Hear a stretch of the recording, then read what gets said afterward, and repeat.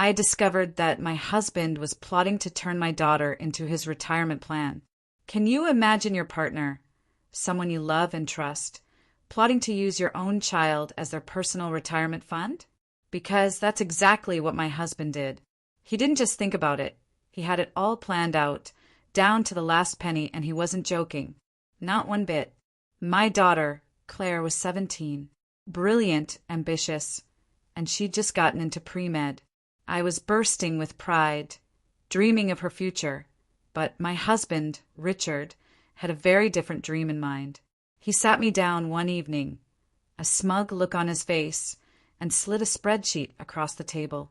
It was titled Claire's Future Earnings. He'd calculated everything, how her future doctor's salary would support us for 30 years. I thought he was kidding, honestly. A dark joke. But then I saw the graphs, the projections, the retirement communities he'd already picked out, all to be funded by my daughter. And she wasn't even his biological child. My blood ran cold. "Richard," I said, trying to keep my voice steady, "she's going to have her own life, her own family, her own expenses." He waved his hand dismissively, like I was interrupting a genius. "That's why I've been talking to her about staying single," he said too casually. "Relationships are distractions.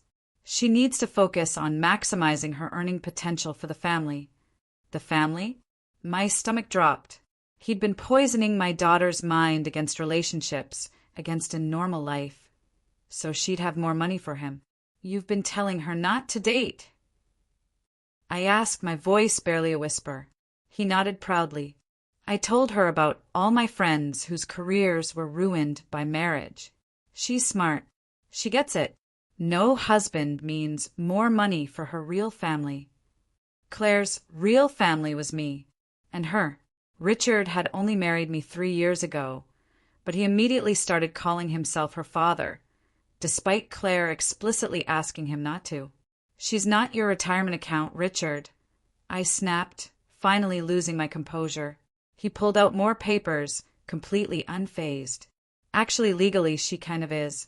I've been supporting her for 3 years. That creates an obligation.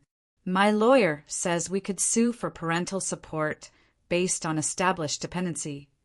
I just stared at him. Had I heard that right? "You've talked to a lawyer about suing my teenage daughter for money she hasn't even earned yet?" He just shrugged, planning ahead. And then it got worse. "Also, I've been keeping receipts for everything I buy her. Food, clothes, school supplies. It's all documented as loans she'll need to repay." He showed me a folder. It was labeled CLA's debt. Inside were 3 years of grocery receipts, meticulously highlighted, with Claire's portion of every single meal calculated down to the penny. "She owes us $32,000 so far," he declared. "With interest, it'll be 40 by the time she graduates."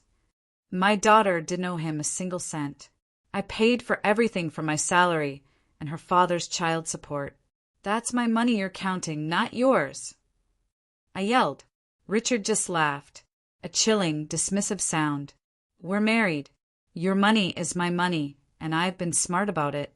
Every check you've written for her has my name on the memo line as co-provider." I looked at our bank statements later that night, and he was right.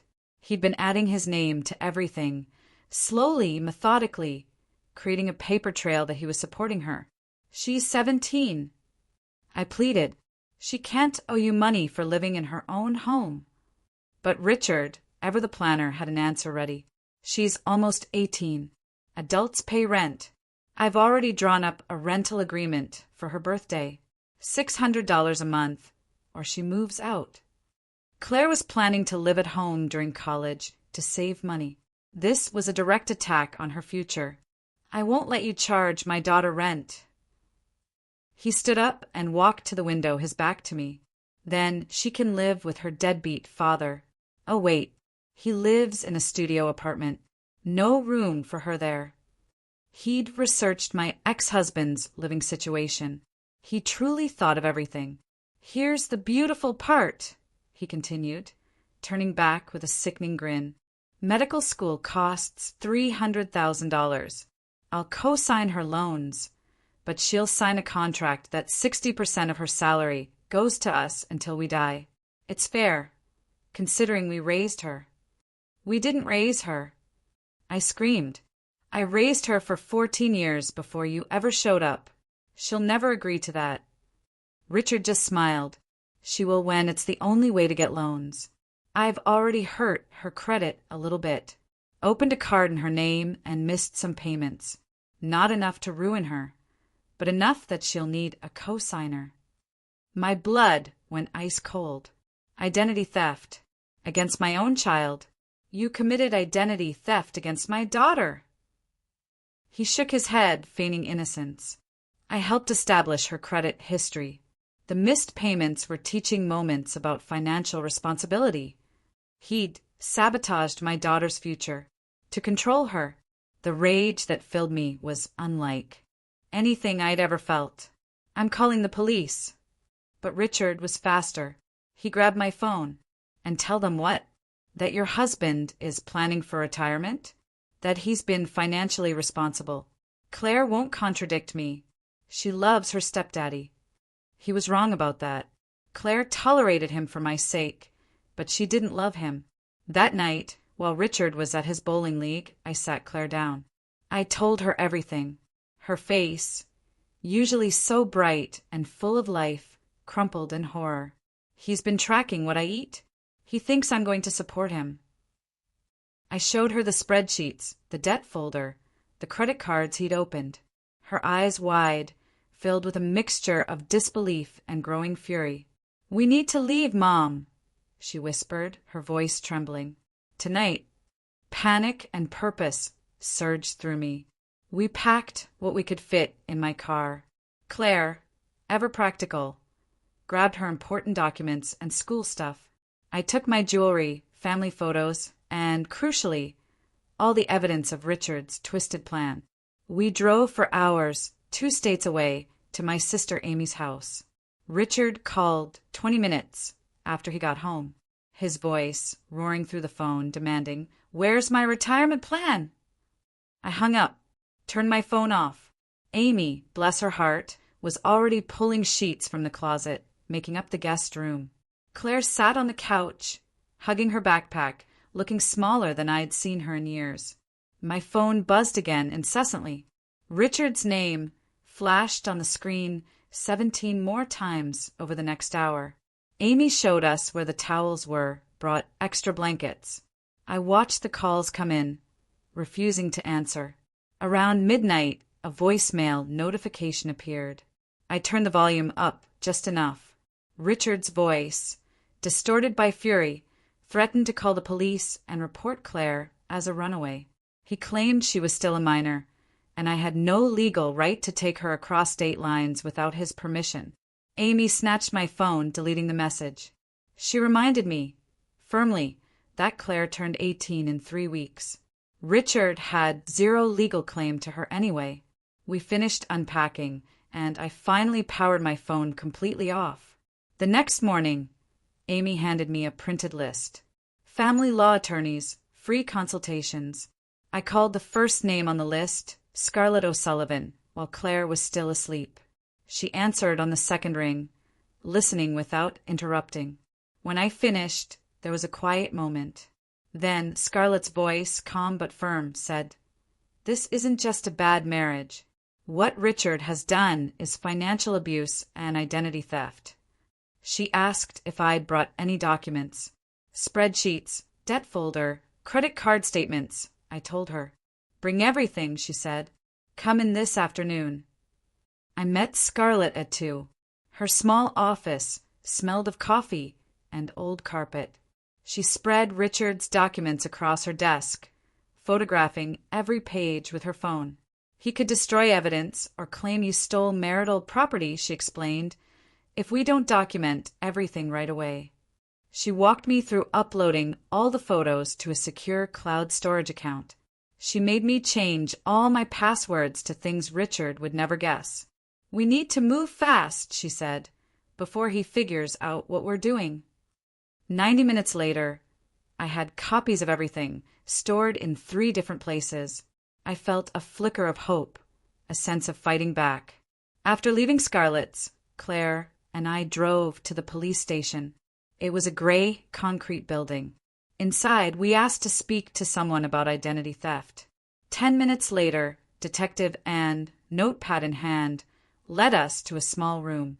I showed him the credit card statements with Claire's name on accounts she'd never opened. Detective Anne looked at Claire's birth date, then back at the account opening dates. "This is a clear case of fraud against a minor," he stated. He asked Claire to write a statement. She wrote for 20 minutes, detailing Richard's manipulation. Detective Anne explained that because Claire was only 17 when Richard opened the accounts, the credit card companies would likely void the debt completely once they saw our police report. It was the first good news we'd had in days. He gave us a case number and told us to contact the credit bureaus immediately. He promised to be in touch. Claire looked relieved for the first time. We stopped for coffee on the way back to Amy's, and she actually smiled when I ordered her favorite drink. From Amy's kitchen table, while Claire was in the shower, I called my bank. The representative helped me open a new account in just my name and transfer half of our joint savings before Richard could touch it. Scarlett had told me I was legally entitled to half of all marital assets. The amount was less than I'd hoped, but it was enough to get us started. I set up online access and changed all the security questions. The whole process took 40 minutes. I felt like I was stealing, even though Scarlett had assured me it was completely legal. Richard discovered the transfer within 3 hours. My phone, even though I'd blocked his number, started buzzing with text. Messages. They came through as notifications from an unknown sender. "Thief," the first one said. "You stole my retirement fund," the second. The messages kept coming, each one angrier than the last. By the time I showed them to Scarlett, she counted 27 texts in 90 minutes. "Save everything," she told me. "Do not respond. His threats are evidence of his controlling behavior and will help our case." She asked if I wanted to file for a restraining order. "Yes," I said. "Definitely yes." Claire's phone rang while we were making dinner. Her dad, Jeremy. She'd texted him earlier. I nodded and she answered. I could hear his voice, loud and angry, even from a distance. He couldn't believe Richard had targeted his own daughter financially. Claire started crying, telling him about the debt folder and the credit cards. Jeremy asked to talk to me. He promised to help however he could, even offering his studio apartment if Claire needed space. It wasn't much, he admitted, but he'd make it work. I thanked him, handing the phone back to Claire. Claire talked to her dad for over an hour on Amy's back porch. When she came back inside, her eyes were red, but she looked lighter, somehow. They'd had the most honest conversation in years. Jeremy admitted his studio wasn't ideal, but he was already looking at 2-bedroom places for her. He apologized for not being around more when she was younger. Claire said it felt good to know her dad actually cared about her future instead of trying to profit from it. Amy took a week off, work the next morning. She came home with legal pads and colored pens. We spent the whole day making lists. Legal stuff: divorce, restraining order, identity theft report. Financial stuff: new bank account, canceled joint credit cards, change direct deposit. Practical stuff: find apartment, transfer utilities, update mailing address. By dinner, we had 3 full pages of tasks, color-coded by priority. Red for urgent, yellow for important, green for when we had time. Almost everything was red. Scarlett called the next morning. "Come to my office right away," she said. She'd reviewed all the documents and wanted to file the emergency divorce petition that afternoon. While Claire stayed with Amy, I drove to Scarlett's office. In the conference room, the evidence was spread across a long table. "These," Scarlett said, pointing to Richard's spreadsheets, "prove financial abuse and predatory behavior toward a minor." The restraining order petition was already drafted. 6 pages of legal language describing Richard's threats, his debt folder, his identity theft. Seeing it all written out, so formal, made it feel terrifyingly real. I signed everything with shaking hands. Scarlett promised to file it all before the courthouse closed. Expect Richard to react badly, she warned. Document any contact. I went back to work the following Monday. Couldn't afford more time off. Maurice, a co-worker, stopped by my desk. "Are you okay?" he asked, coffee in hand. I must have looked awful. I gave him the short version, leaving Richard filing for divorce. He nodded slowly. "I always thought Richard seemed controlling," he said, "but I didn't want to overstep." "What do you mean, controlling?" I asked. Maurice reminded me about the company holiday party 2 years ago. Richard had cornered him by the bar, asking detailed questions about my salary, my benefits, my promotion prospects. At the time, Maurice thought it was just conversation. Now, looking back, it seemed like he was calculating your worth. I felt sick. Richard had been gathering financial information about me from the very beginning. Maurice apologized, saying he thought married couples discussed money. "It's not your fault," I told him, grateful for the belated warning. "Thank you for telling me now." Maurice squeezed my shoulder. "If you need anything, just ask." Claire had an appointment with Tabitha Wheeler, a credit counselor specializing in identity theft, that Wednesday. Amy drove her while I was at work. I came home to find Claire sitting at the kitchen table, a folder full of paperwork. Exhausted but relieved. Tabitha had walked her through filing disputes with all 3 credit bureaus, placing fraud alerts on her credit file. Any lender would now have to verify her identity before opening new accounts. Tabitha had also helped Claire draft letters to the credit card companies. The process seemed overwhelming, but Tabitha had broken it down into manageable steps. Claire showed me copies of everything. Tabitha was confident the fraudulent accounts would be removed. I hugged my daughter, so proud of how maturely she was handling this mess. "I just want it over with," she said, "so I can focus on college instead of Richard's mess." The credit card companies responded faster than expected. 2 called within a week, confirming their investigations were complete and closing the accounts. The fraudulent charges would be removed within 30 days. Claire cried with relief after the second call. The 3rd company requested more documentation, which Tabitha helped her provide.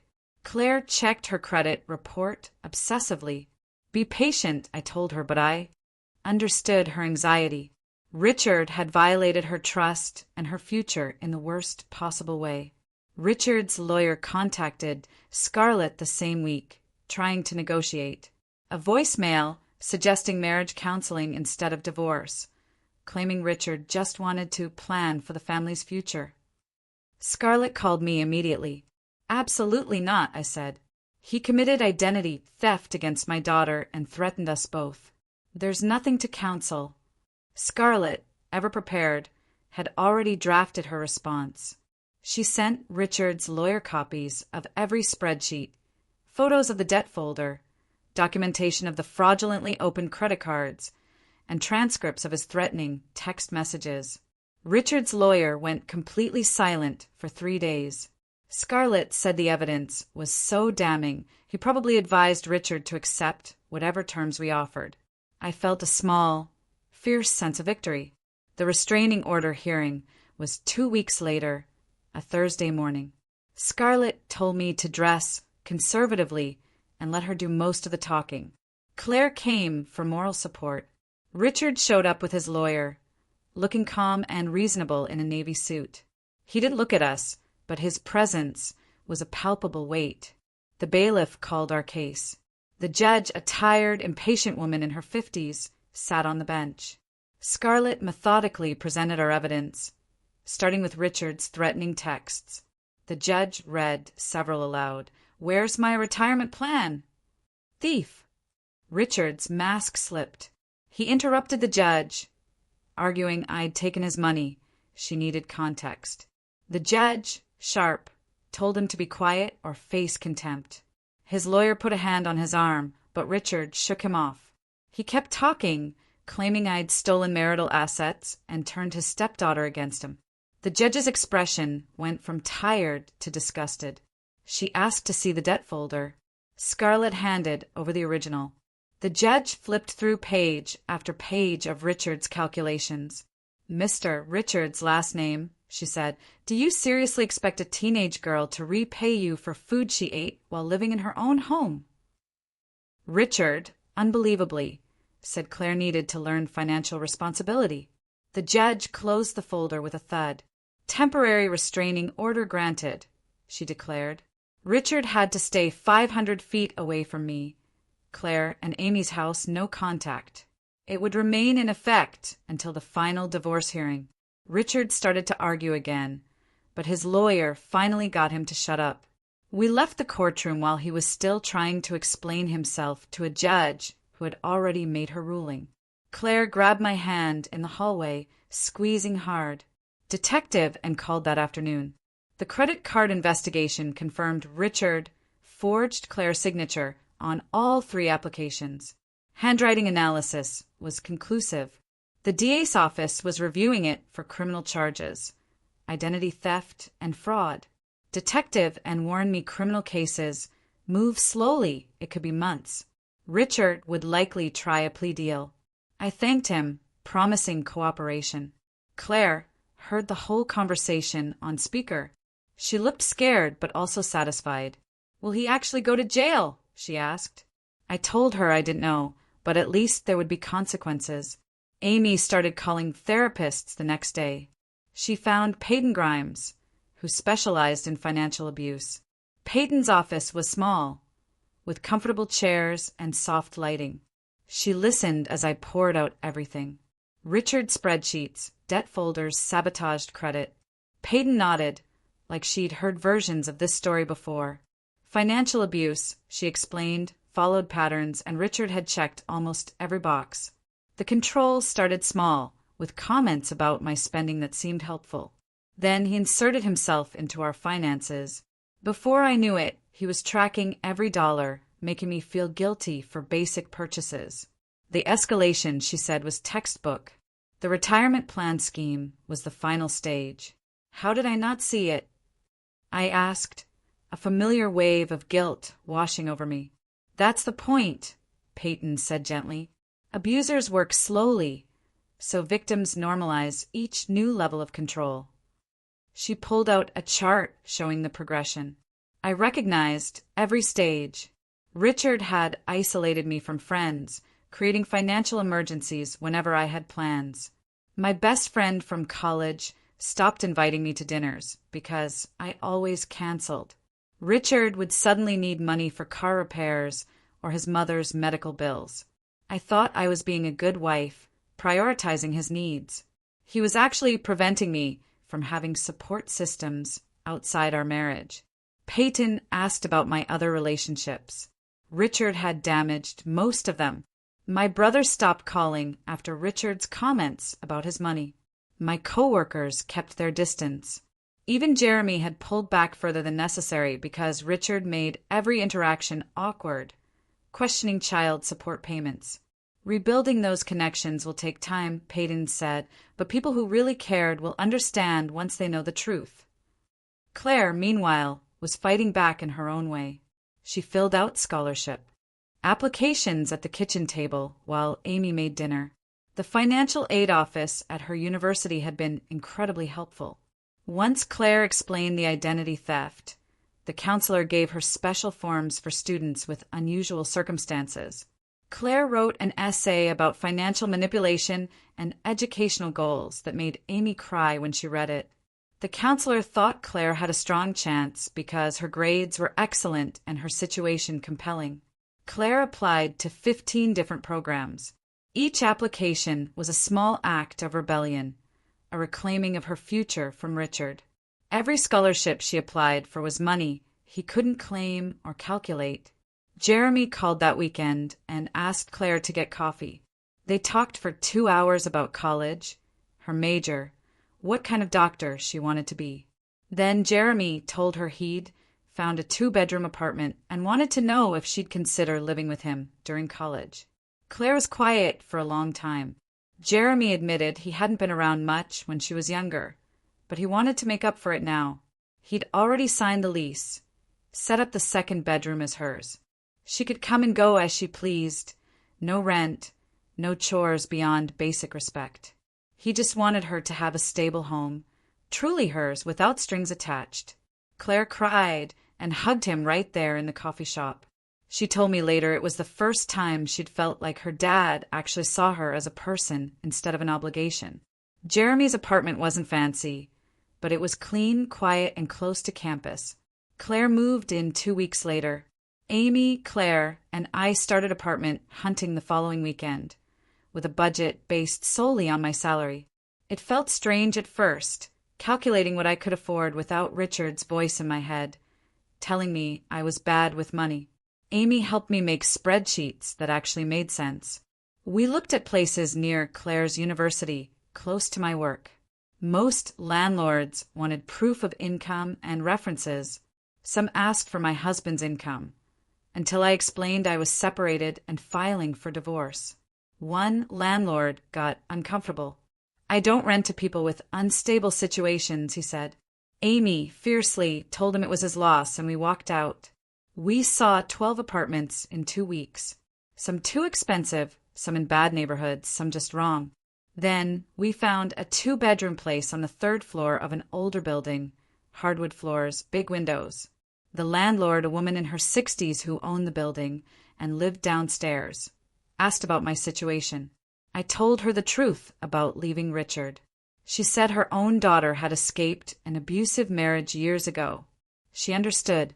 No income verification from Richard, no invasive questions. The rent was at the top of my budget, but manageable and included heat. Claire loved the 2nd bedroom with its window seat. Amy said the neighborhood was safe. We signed the lease that afternoon. Richard violated the restraining order 3 days before we were supposed to move. I was at work when Maurice came to my desk, looking worried. "Someone's in the lobby asking for you," he said. "Security's dealing with it." I knew instantly it was Richard. Maurice walked with me to the lobby. 2 security guards had Richard cornered. He was arguing he had a right to talk to his wife about marital assets. The head of security was explaining the restraining order. Richard saw me. "You stole my retirement plan," he bellowed. "You turned my daughter against me." Maurice pulled out his phone, calling the police. I stood frozen. Richard kept yelling, even as security physically escorted him towards the exit. "You'll regret this," he screamed. "I'll make sure you get nothing in the divorce. Claire will see what kind of mother abandons her family." The police arrived within 10 minutes. Richard was arrested right there in the parking lot. Security footage showed him entering, refusing to leave. Detective and called an hour later. Richard was charged with violating a court order. He'd be released on bail, but the violation would go on his record and help our divorce case significantly. Scarlett called that evening, sounding pleased. "His inability to follow court orders makes him look unstable," she said. "It strengthens your position in settlement negotiations." Judges hated restraining order violations. We can argue Richard is a danger. It expedites the divorce. Richard had basically handed us ammunition. She asked if I was okay. "Yes," I said, though my hands were still shaking. Maurice had made me tea, stayed with me until I calmed down. "Everyone in the office is on your side," he said.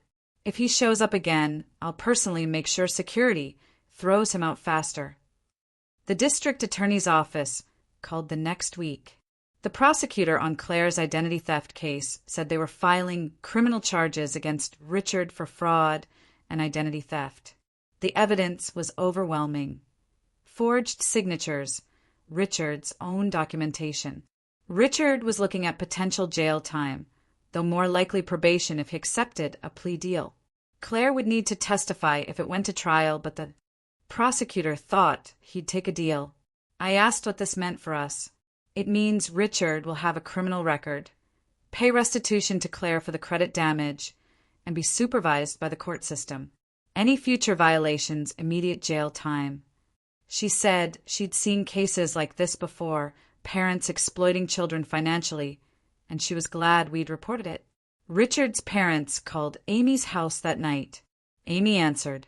I could hear Richard's mother demanding to talk to me.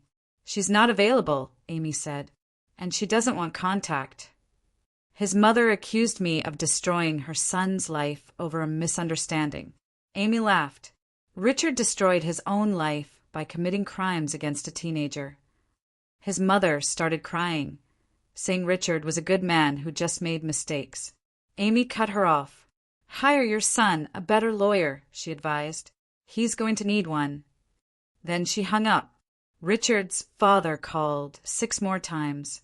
Amy blocked their number. They've always enabled him, she said. They'll blame you for everything, just like Richard does. And she was right. 3 weeks later, Claire got a letter from a scholarship foundation. The envelope was thin. My heart sank, expecting a rejection. Instead, she pulled out a single page, her eyes widening as she read. She looked up at me, a huge smile spreading across her face. Mom, I got accepted to the Preston Academic Excellence Scholarship. It covered $15,000 per year for 4 years. I hugged her tight, shaking with excitement. 2 days later, another letter came. The Women in STEM Foundation, offering $12,000 per year. Claire called me at work, crying happy tears. With these two, most of her tuition was covered. The third acceptance came from a local medical society for students who wrote essays about overcoming challenges. Claire had written about financial manipulation and escaping control. They awarded her $8,000 for her first year. She was thrilled. She read the letters over and over, like she couldn't believe they were real. All 3 organizations wanted to meet her, take photos. Claire felt proud, not ashamed, for the first time in months. Jeremy called that weekend. Claire told him about the scholarships. He listened, then said he wanted to cover her remaining expenses: books, living costs, campus fees. Claire tried to say no. It's too much. But Jeremy cut her off. This isn't charity or me trying to buy your love, he said. He admitted he'd been a terrible father for years, minimal child support, missing birthdays. He'd let me carry the full weight of raising her while he lived his comfortable bachelor life. Now she needs help, he said, and I actually have money saved up because I hadn't been spending it on my kid like I should have been. Claire got quiet, then asked if he was sure. I've never been more sure of anything, Jeremy said. This is me finally being the dad I should have been all along. Claire accepted. They talked for another hour about her college plans. I could hear Jeremy's voice, more engaged than I'd heard him in years. When she hung up, Claire looked at me. My dad's really trying, Mom. I agreed, grateful that Jeremy was stepping up, even if it took Richard's awfulness to make it happen. The divorce mediation was a Wednesday morning at Scarlett's office. Richard showed up in a suit, looking like he was going to a job interview. His lawyer looked tired. The mediator, a woman who had clearly done thousands of these, laid out the ground rules. I stated what I wanted. Everything I'd owned before the marriage, a fair split of marital assets, and for Richard to stay away from Claire permanently. Richard's lawyer took notes. Then Richard started talking. He claimed he deserved spousal support because he'd sacrificed his career to help raise Claire. The mediator looked confused. What career did you sacrifice? Richard said he'd turned down a promotion that required travel to be home for his stepdaughter. Scarlett, without missing a beat, pulled out Richard's employment records. They showed he'd worked the exact same job at the same company our entire marriage. 0 promotion offers. His tax returns proved his income had stayed flat. Richard's lawyer looked embarrassed, telling Richard to stop talking. Richard ignored him, continuing to ramble about putting his life on hold. Scarlett showed the mediator Claire's written statement about how Richard had never acted like a father and had actively tried to control her future for his own benefit. The mediator's expression shifted from neutral to annoyed. She asked Richard for any evidence of career sacrifice. He had none. His lawyer finally stepped in, withdrawing the spousal support request. Then Richard demanded half the value of everything I'd brought into the marriage. My grandmother's jewelry, furniture from my first marriage, my car. The mediator looked at Richard like he was stupid. Premarital property stays with the original owner. That's basic divorce law. Richard's lawyer shifted uncomfortably. Scarlett presented documentation. Jewelry appraisals, my car title, receipts for furniture from my first marriage. Everything clearly documented as mine. The mediator told Richard he had no claim to any of it. Richard got red in the face, arguing he'd maintained the jewelry, driven the car, used the furniture. His lawyer literally put a hand on Richard's arm to make him quiet. The mediator called a break. After the break, we worked out the actual settlement. I kept everything I'd owned before the marriage. We split the joint accounts 50/50ths. We split the value of items we'd bought together. Richard got nothing related to Claire. No claim on any future earnings. The mediator made Richard acknowledge out loud that he understood he had zero rights to anything involving my daughter. Richard's lawyer told him to sign, reminding him court would cost more than he'd gain. Richard signed with his jaw clenched. Scarlett told me later his lawyer had probably advised him from the start that he had no case.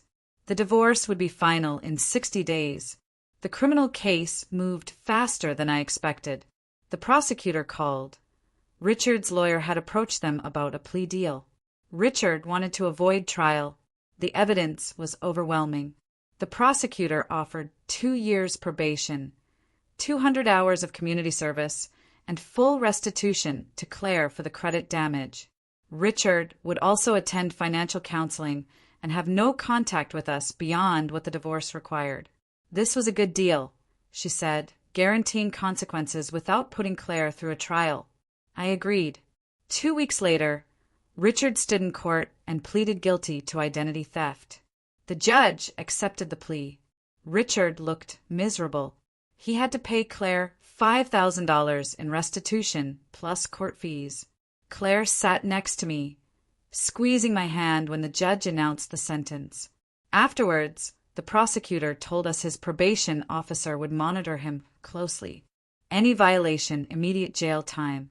Claire, Amy, and I moved into our new apartment the first weekend of June. It was smaller than the house I'd shared with Richard, but it had 2 bedrooms and felt safe. We spent the whole day unpacking. Claire set up her room, her desk facing the window.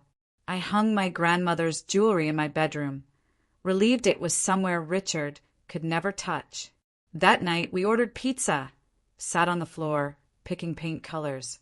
Sage green for Claire, soft blue for me, warm yellow for the kitchen. We celebrated with cheap wine, talking about how different everything felt. The apartment was ours, completely, with no trace of Richard anywhere. Claire said she could finally breathe. I knew exactly what she meant. The next week, I went to the courthouse and filed paperwork to change my name back to my maiden name. The clerk was kind. It would take about 6 weeks. I felt lighter walking out, knowing I wouldn't be carrying Richard's name anymore. That evening, I told Claire she never had to see or speak to Richard again if she didn't want to. Divorce final, criminal case closed. She was legally free. Claire looked relieved. I definitely don't want contact, she said. Richard tried to steal my future. I can't forgive that. I told her she didn't have to. Some things are unforgivable, and she had every right to cut him out completely. She hugged me. I'm glad we left that night, Mom. Staying would have destroyed both of us. My therapy session with Peyton the following week focused on guilt. I kept thinking about how I hadn't seen Richard's true nature sooner. Financial abusers are skilled manipulators, Peyton explained. He hid his behavior carefully until he had control. The red flags I'd missed weren't obvious because he'd been deliberately concealing them. Abusers are experts at seeming reasonable and loving until their victim is trapped. She told me I'd done exactly the right thing by leaving. Most people would have tried to fix the marriage. You protected Claire immediately. That took strength. Peyton said I needed to stop punishing myself. Richard had fooled me on purpose. That wasn't my failure. It was his crime.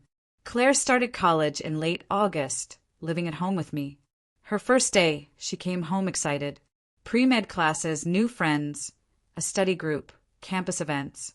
She started dating a guy from her chemistry class who seemed nice and respectful. I watched her become the person she was supposed to be, free from Richard's voice telling her relationships were distractions. She was focused, driven, but also happy and social. She called Jeremy once a week. He came to visit twice that semester. Their relationship kept improving. My dad's finally being present, she said. I felt grateful that something good had come from the nightmare. Claire was thriving, free, building the future she deserved. Jeremy started showing up every Tuesday for dinner. We fell into an easy routine. He'd bring takeout. Claire would update him on her classes. He came to her first college presentation in October, taking pictures like any proud parent. Afterwards, he took us for ice cream, and Claire talked nonstop about her biology professor. Jeremy listened, asked good questions. I watched them connect in ways they never had. He called me one evening, asking if it was okay he was coming around so much. I told him Claire needed her father in her life, and I was glad he was stepping up. We worked out a schedule where he'd take Claire to dinner alone once a week, so they could have their own relationship separate from co-parenting logistics. It felt good to see my daughter have both her parents actively involved and supportive. Maurice knocked on my office door in early November with 3 other coworkers. They wanted to celebrate the divorce being finalized. We went to a restaurant downtown. Maurice raised his glass to toast my freedom. Then he admitted they'd all been worried about me during my marriage. I'd stopped joining them for lunch, always seemed stressed. Sarah from accounting noticed I was losing weight, jumpy whenever my phone rang. Tom from sales remembered Richard at the holiday party, asking too many questions about my salary. They'd all seen signs, but didn't know how to intervene. I thanked them for caring. I wished I'd recognized the red flags myself, I confessed. Maurice said, abusers are good at isolating their victims, making everything seem normal from the outside. The evening felt healing. I realized I had people in my corner who genuinely cared. My boss called me into her office the week before Thanksgiving. I braced myself for a problem. Instead, she told me I was being promoted to senior account manager, with a significant raise and expanded responsibilities. You've seemed more focused and confident, she said. Your work quality has improved noticeably. I thanked her, stunned. I hadn't realized how much Richard's constant criticism had affected my job performance. He used to tell me I was terrible with clients. I'd started believing him. Now, without his voice in my head, I'd been excelling. The raise meant a bigger apartment or saving for a down payment. I felt proud of myself for the first time in years. Maurice hugged me when I told him. I knew you had it in you all along, he said. Claire came home from campus in early December, looking nervous. Can we talk? She asked. She sat at the kitchen table. There was a guy in her biology study group who'd asked her out for coffee. She wanted to know what I thought about dating. Richard had spent 3 years telling her relationships would ruin her career. She wasn't sure what was healthy anymore. I sat across from her. Healthy relationships, I explained, involve respect and support, not control and calculation. The right person, I told her, would encourage her goals, celebrate her successes, not limit her potential for their own benefit. How do you tell the difference? She asked. Trust your instincts, I said. Watch for red flags, someone who tries to isolate you, or keeps score of everything they do for you. She nodded. The guy from her study group seemed nice and respectful. She thought she'd say yes to coffee. I hugged her, so proud of her for asking questions, for thinking critically instead of just accepting someone else's rules. The first restitution payment from Richard arrived in mid-December, a check for $200. Claire took it to the bank, depositing it directly into her college savings account. It feels good, she said, that Richard's finally contributing properly to my education instead of pretending his grocery receipts counted. The payments were court-ordered monthly until he'd repaid the full amount for the identity theft. Every check feels like validation that what Richard did was wrong and illegal, she said. She started a spreadsheet tracking the payments. I watched her take control of the situation, grateful she hadn't let Richard's manipulation destroy her sense of self-worth or financial responsibility. Amy called in January. She'd started dating someone new and wanted us to meet him. We drove to her house the following Saturday. Tom, a contractor, seemed genuinely kind, interested in Amy's opinions. He asked Claire about college, listened to her answers without trying to calculate her future earnings. He helped clear the table, joking with Amy in a way that felt comfortable and equal. Watching them, I recognized how abnormal my marriage to Richard had been compared to a healthy relationship. Tom treated Amy like a partner, not a resource to exploit. He supported her career goals without trying to control them. He split the check when they went out instead of keeping receipts. Watching my sister in a functional relationship helped me understand that Richard's behavior wasn't just bad, but abusive in ways I'd been minimizing to myself. Maurice set me up on a blind date in February with his friend from college, recently divorced and new to the area. We met for dinner at an Italian place. We talked about work, kids, recovery from bad marriages. The conversation flowed easily, no feeling like I had to watch every word. He paid for dinner without making a big deal, walked me to my car without expecting anything. The date didn't lead anywhere romantic, no spark, but I enjoyed having an adult conversation without walking on eggshells. Driving home, I realized how exhausting my marriage had been, how much energy I'd wasted managing Richard's moods. Dating someone normal helped me recalibrate what reasonable adult interaction actually felt like. Claire's first semester grades came in early January.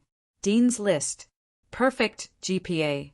Jeremy called to throw her a celebration dinner. We sat at a table by the window. Jeremy gave Claire a card with money for textbooks. She talked about her classes, her plans for sophomore year, how much she loved her biology research position. Jeremy looked proud, asked good questions. I watched Claire thrive, academically and socially, without Richard's pressure to maximize earning potential. She joined clubs, made friends, dated. Everything Richard said would ruin her career had actually made her happier and more successful. Detective and called in March. Richard had violated his probation. He tried to access Claire's credit report without permission. Our credit monitoring service caught the unauthorized inquiry and reported it to his probation officer. Richard claimed he was just checking on Claire's financial responsibility. The judge didn't buy it. Richard received additional penalties, extended probation, mandatory financial counseling. Any future violations, jail time. I thanked Detective Anne, relieved the system was holding Richard accountable. Claire was 18 now, legally entitled to privacy. Richard kept trying to violate. Peyton and I worked through my remaining trust issues in late March and April. She helped me identify specific red flags I'd missed, how Richard had isolated me from friends. She pointed out green flags for future relationships, respect for boundaries, support for independence. She gave me homework, practice trusting my own judgment. We talked about how Richard had systematically undermined my confidence. Recovering from that kind of manipulation took time, conscious effort. By our final session, I felt ready to trust myself again.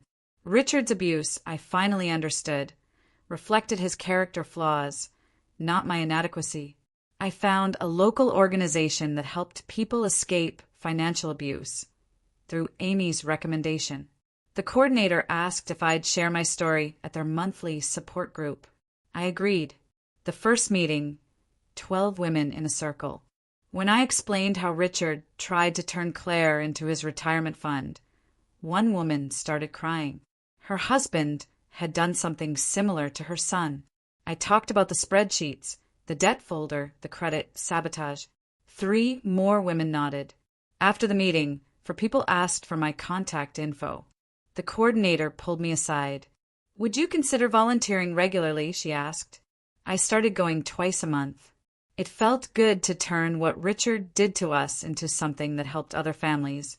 Claire came home from her biology class in late April, talking about career paths. She'd been considering surgery or research, but now she wanted to look into family medicine. She'd met a doctor who worked with vulnerable populations. We sat at the kitchen table as she showed me information about residencies, community health centers, how doctors could advocate for patients dealing with abuse or poverty. "Watching you stand up to Richard," she said, "taught me that sometimes the most important thing you can do is help people who can't help themselves." I listened to her talk about working in underserved areas. I realized my daughter had turned Richard's attempt to control her into motivation to protect others. She was building the career she wanted for the right reasons. Jeremy called, asking to meet without Claire. I met him at a coffee shop.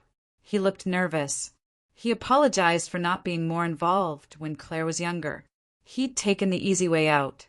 "Watching Richard try to exploit Claire," he said, "made me realize I'd abandoned my daughter when she needed me."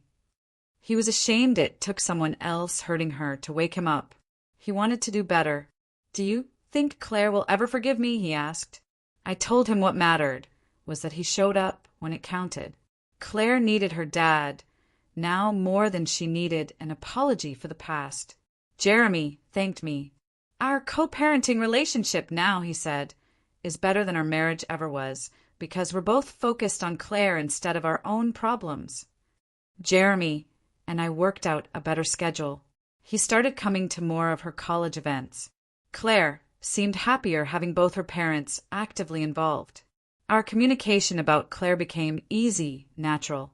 We were better at supporting Claire as co-parents than we'd ever been as a married couple. Richard's probation officer called my cell phone in early May. She needed to verify he was staying away. "0 contact," I confirmed. "And we want it to stay that way permanently." She gave me her direct number. "Call immediately if he tries anything."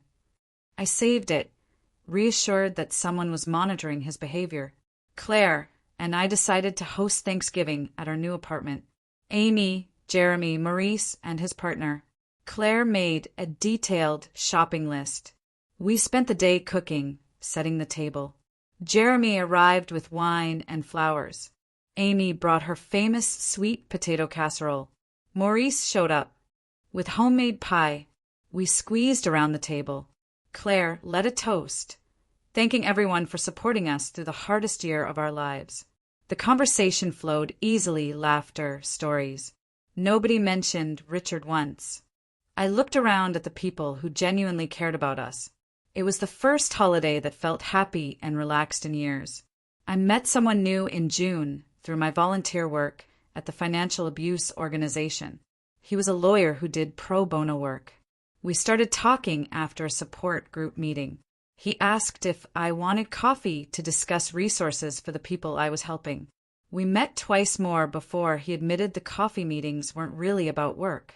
He asked me to dinner. I said yes. The conversation was easy. He asked questions about my life and actually listened to the answers. We started dating casually. He respected my boundaries, never pressured me. Healthy relationships felt so different from what I'd had with Richard. Maurice got promoted to department manager in July. He threw a small celebration. He joked that the department was full of strong women who didn't take nonsense from anyone. He told me privately that watching me stand up for myself and leave Richard had changed the office culture. Other people saw they didn't have to accept bad treatment either. 2 other women in our department had left toxic relationships in the past year. "Your example showed them it was possible," he said. I felt proud that something good came from the worst experience of my life. Claire's freshman year, grades arrived in early August. Perfect GPA. An email invited her to join a competitive research program. Only 10 students from the entire university. Hands-on medical research, excellent for her medical school applications. Claire was thrilled, immediately accepted. She was building exactly the future she wanted, free from Richard's interference. Watching her thrive made every difficult moment of leaving Richard worth it. Amy came over in late August. We sat on the balcony, drinking iced tea. "I'm so proud of how far you've come," she said, "from that scared woman who showed up at my door with garbage bags." I thought about everything that had happened since that night. I was proud of myself, too. I protected Claire from Richard's exploitation. We rebuilt our lives into something better. We were safe, happy, surrounded by people who cared about us. Richard's elaborate plan had failed completely. We'd created the future we deserved instead. Our apartment lease came up for renewal in September. Claire brought it up over dinner. She'd been looking at rental listings. Maybe a small house, she suggested. We started searching online that weekend. A 3-bedroom place with a fenced yard, 15 minutes from campus.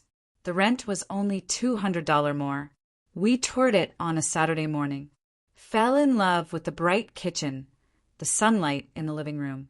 The extra bedroom meant Claire could have a proper study space. We signed the lease that afternoon. It felt like we were starting something completely new and permanent. Jeremy offered to help with the move. He showed up early on moving day with his truck. We loaded furniture and boxes for 6 hours. Amy came too, bringing lunch. By evening, everything was moved in. Jeremy stayed for pizza while we unpacked the kitchen. Claire looked around at all of us, sitting on the floor, eating, laughing. She told me later that night, "This is exactly what I'd always wanted growing up.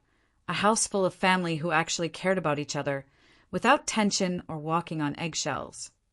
My final therapy session with Peyton happened in October.